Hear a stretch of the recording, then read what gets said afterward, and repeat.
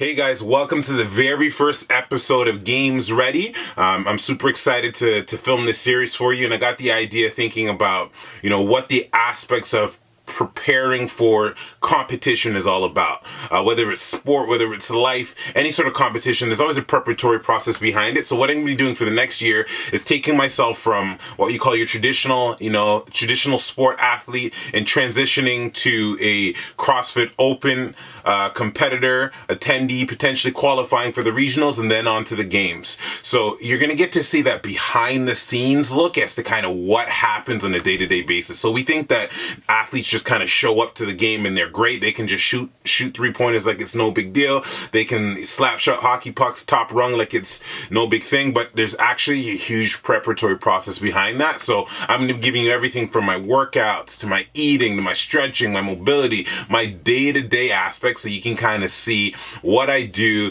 to get myself prepped and ready to make this big jump. Thank you for tuning in. I hope you enjoy the rest of this week's video. Remember, tune in every Saturday at 9 a.m. And if you haven't done it yet, hit that subscribe button because it's going to be a fun year. Love you all. Talk with you soon. Enjoy the video. Peace.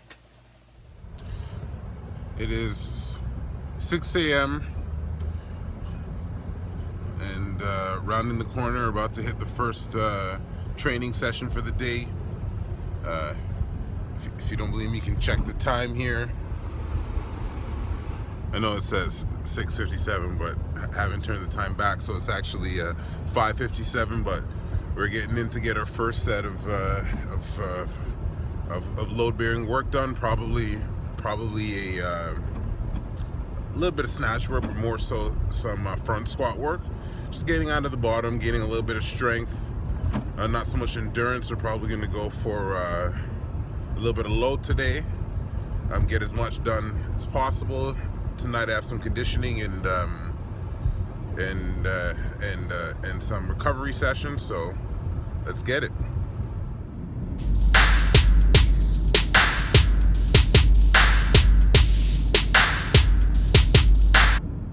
Walking in and already forgot my shoes. So, I gotta head back, put myself back 10 minutes, but it's not time to get it in. Just finished a tumultuous workout, off to get a little breakfast in. It's gonna be real basic today. We're gonna be training again later, and so the real meals will come later on. All right, as you can see, I'm down with the Spanish culture. I have a little frijoles. Don't be upset with me, any of my Spanish friends, if that's not the correct pronunciation, but it is what it is. So we're gonna do some frijoles today. We got some eggs as well.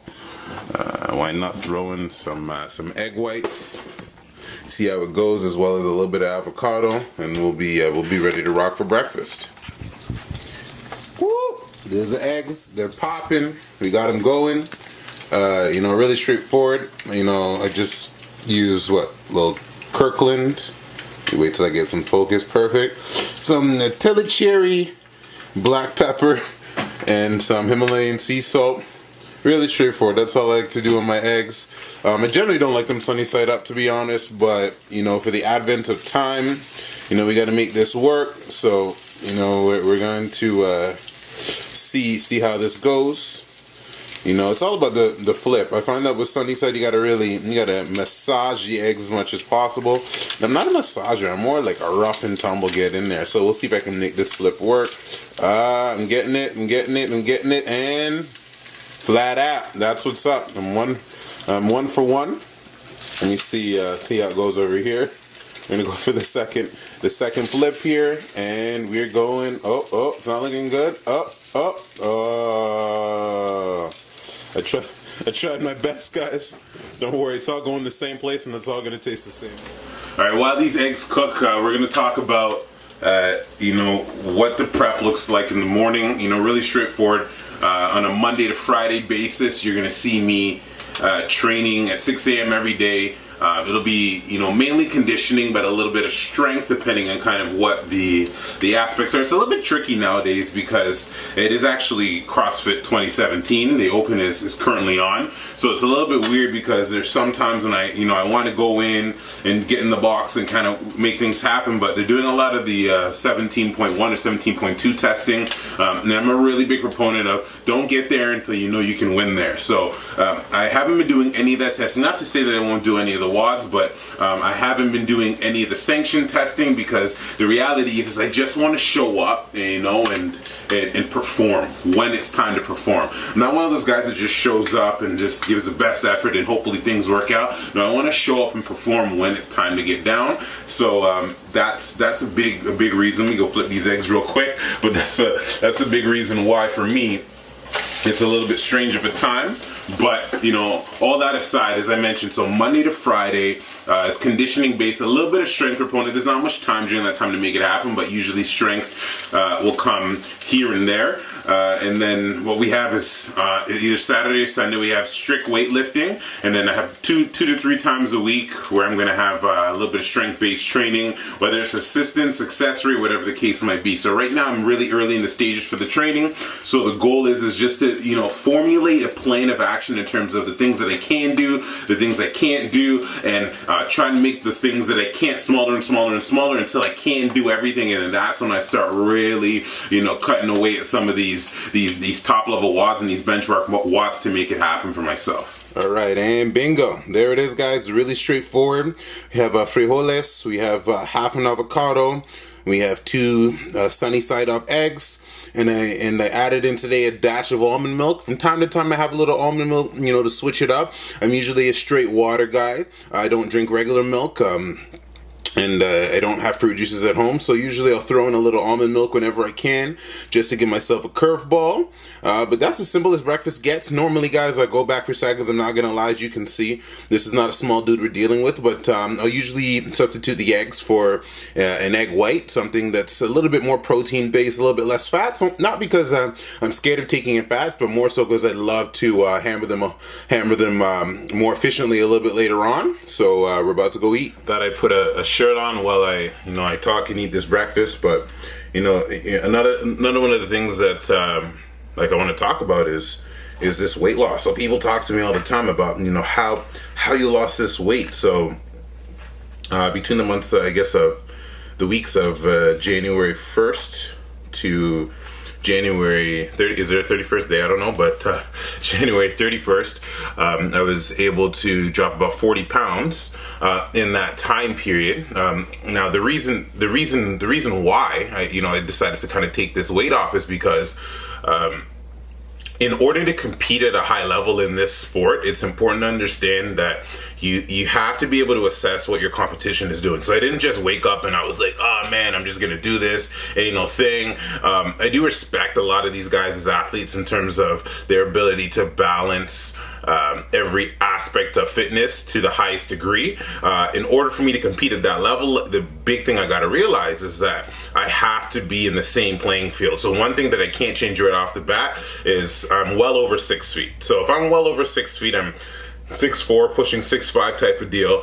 There's no way that I'm going to be able to have any sort of correlation in terms of body size. So all of these body weight movements are going to be much harder. It's really straightforward. I'm lifting a bigger frame. Now, before the CrossFit junkies go crazy and start getting mad with me, this is not me making excuses. This is actual fact. So in order to kind of close that gap or that threshold, one of the things I've done is I've really focused on weight. So if I can get down, I'm not looking at getting down to the 190 or the 200 that these guys are at, or the 180s or whatever, but if I can get down to around 250 with my athletic potential and capability, I have a fighting chance. And that's one of the things I really want to focus on, is just having a fighting chance. The goal is not to win every single event. The goal is to ensure that you place the best in the events that you are strong at, or your strengths, and then the ones that you maybe aren't as strong at, just get by enough so that you don't fall behind the pack. So if you look at last year's winner, the measurables are about 5'8", 190-ish. There's no way I'm getting to 190 at this height and this size of this muscle mass. So the goal is to cut down enough so that I can really bring that body fat down and bring that conditioning level up, but not lose the muscle, because that is my the one thing that I do have as an advantage is my strength is much stronger than the average CrossFitter. So as long as I can keep that as well as that muscular endurance capacity, I'm definitely going to be able to see a big time result in terms of being able to compete at the highest level here. Let me just get into this breakfast and we'll see you in a bit. Let me ask you guys out there, is it weird that you eat and drink together? Because, funny story, when I was in middle school, I'll never forget, I had a friend, his name was Marcus Connell. Marcus, if you're out there, this is a ode to you, all right? So I remember I was eating something. I can't remember what I was eating. It was ages ago, and I was drinking. And I remember him saying, ew, and he was like embarrassing me in front. He was a class clown. He was a good dude, funny dude. Love the guy still. He was embarrassing me, and he said, listen, eating and drinking is weird. Like, you're mixing them together. It's all thrown off. And since then, it's really stuck with me. So every time I eat and drink, I always think about it and I remind myself. Let me ask you out there, is that weird or is he just weird? I feel like there's no other way you can do it. I cannot be eating this dry food. No, it's not necessarily dry, actually, a decent cook. But I can't be eating this dry food and then having the drink after. The whole purpose to have them together. It's like the combo. That's why if you go to a fast food place, ask you, do you want a combo? They don't say, do you want a burger and then do you want a drink? They want a combo because it goes together. Am I right or am I right?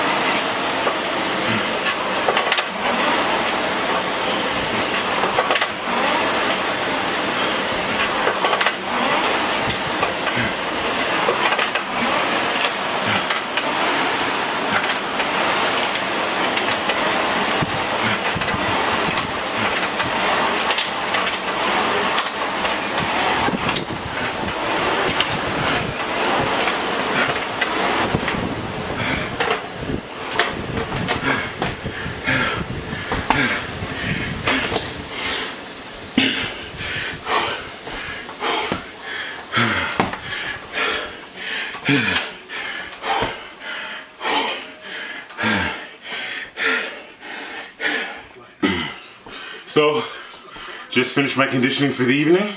What I like to do is anywhere from 10 to 15K a week on the rower. I got one for my house for that reason. One of the things that I hate the most is being limited by infrastructure. So if you don't have it, you can't do it type of thing. And I'm sure a lot of you people that are working out feel that same way. If you don't have it at your house or it's not available at the gym, I just won't do it. So I got one for my house so I can make this thing happen.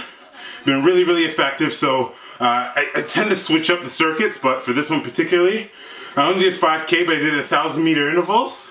So the goal was, set your pace over 500 meters. So I started pretty slow, so 155. And then essentially I tried to go 155 or faster over that 1,000-meter threshold. And then you cut 2 seconds off every round. It's a great way to really finish off your day and get the most out of that day before you get into sleep and you get into that fat burning mode throughout the rest of the evening. And I found that it really helps me get the blood flowing so I can really promote recovery moving into the next day, because I have obviously a bunch of heavy lifts coming up. And so that's why the rower was a great addition for me. All right, I'm gonna go take a shower. You don't want to see them. I'm not going to put them on here. They're like rated R or G or whatever you call it. But I have 2 massive blisters on the inside of my feet now, so I got to tape them.